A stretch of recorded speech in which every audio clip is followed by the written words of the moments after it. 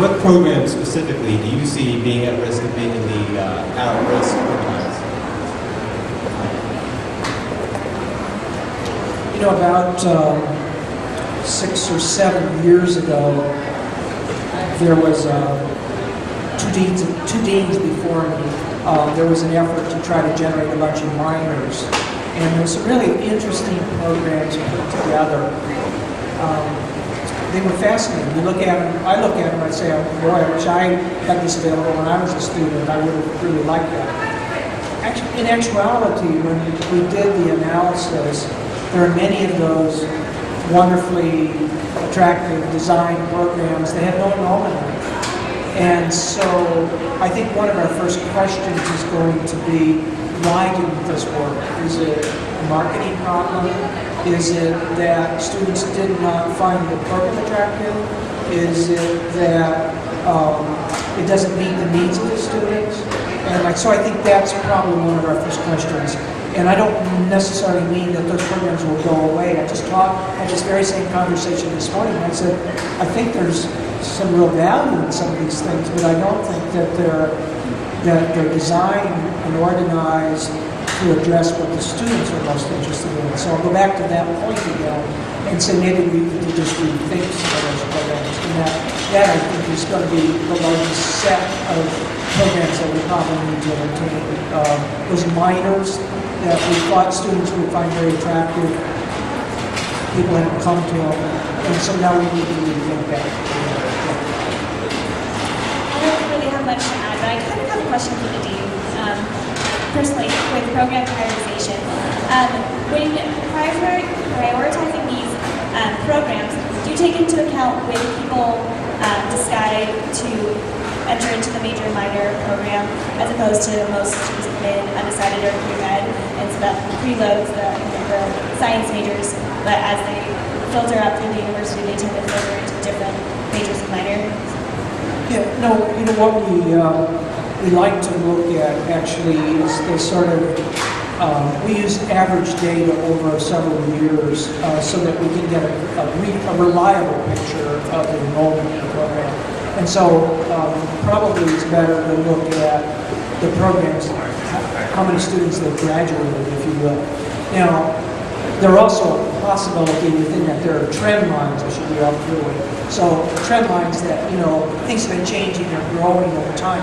We have a couple of programs like that actually that represent exactly what Corrie has talked about. That is, a lot of the participants in that program are originally individuals who came, students who came to Creighton, and they realized that their original focus maybe in the health sciences is not what they found themselves to be interested in, and they shifted over to the program. And there's one of the programs that actually has a rapidly increasing enrollment in it, so that becomes part of our consideration.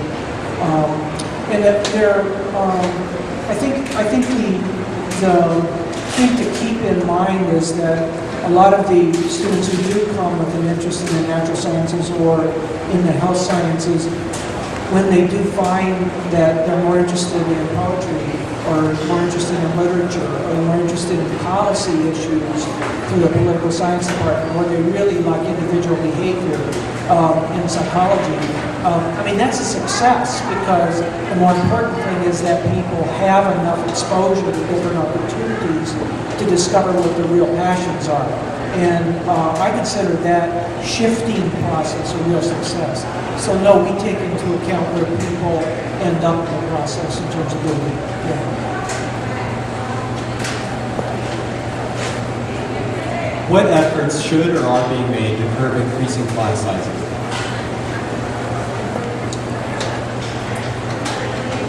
You know, Creighton is special because I think a student who comes has an opportunity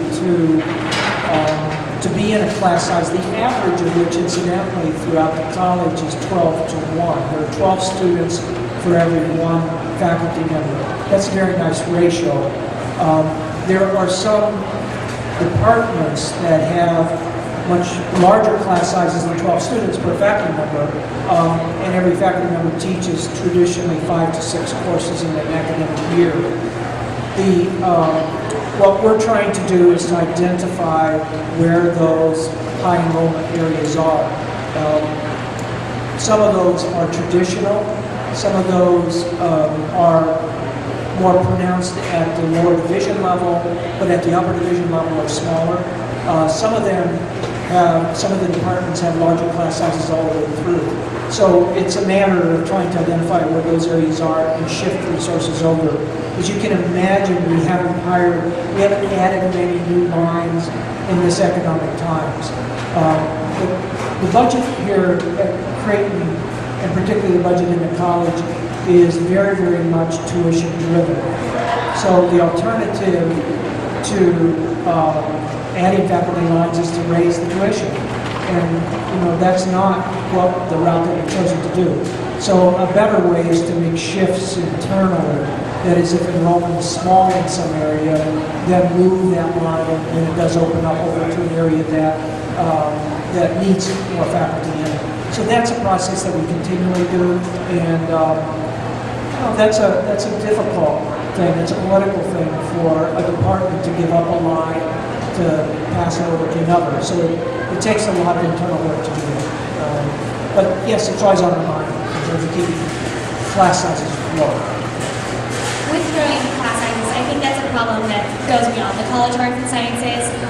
Speaking from a long-term perspective, because I used to be involved with that, the college itself needs to prepare itself to grow with the expanding classes. That means having enough spaces for them to live comfortably, as well as in the classroom having enough space for them to learn comfortably and to learn effectively. I think as long as the college can keep up with the amount of faculty members and offering enough classes for those underclassmen, that we can see a lot of growth in our college as a good thing. It means that we're having more students here that can engage in conversations, that can relate to one another and can help each other learn. I don't think growth is ever a bad thing as long as we are growing with the students that we bring in and making sure that we're taking care of them just as much as we were taking care of when they brought us into the college.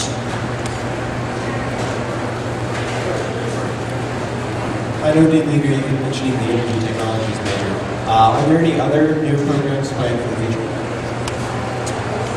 Yes, we have actually a very interesting development. Again, journalism and computer science have looked at the possibility of merging so that we can develop some programming in terms of information sciences. If you work in an organization, how would you actually search for, find, and apply the most relevant information for a task that you have?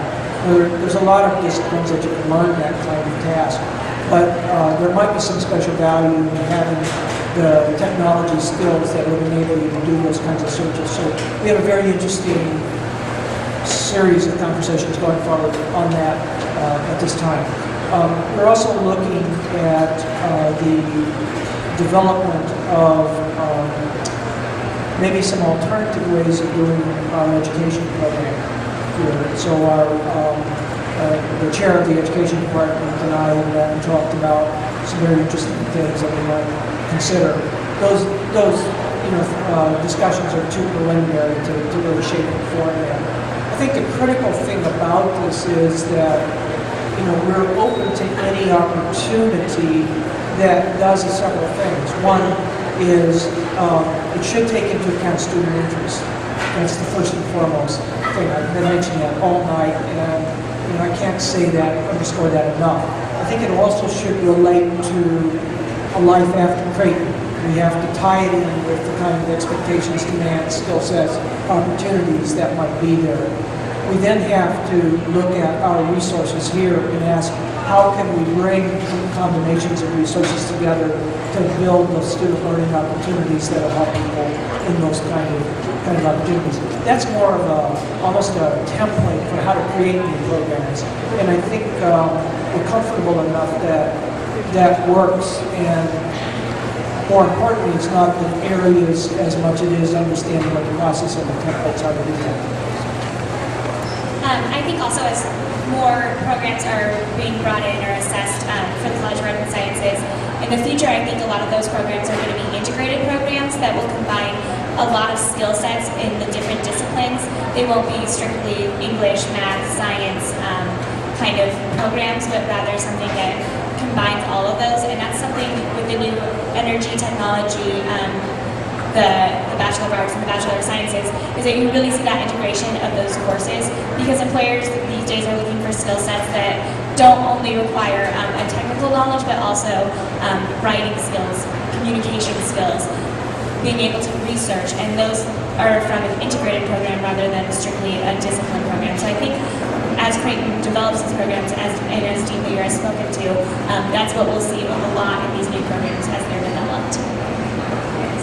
I think one of the added features to that is learning how to do things in groups. Because the employers are coming back to us saying over and over again, but does a student know how to work in a group? Does a student know how to collaborate with other people to get a project done? So I think we need to work that into the way we do things here.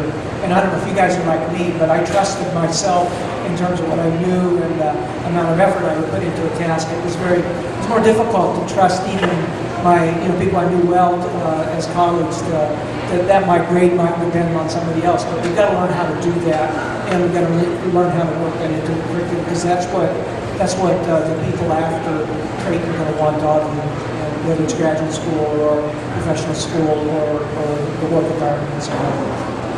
Great, and I think that signaled that was our last question that we had. So I just want to have everybody thank you for coming and listening to the Dean and I speak, and I want to give a quick round of applause for Dean Lueger for taking time out of his day to come. And thank you guys.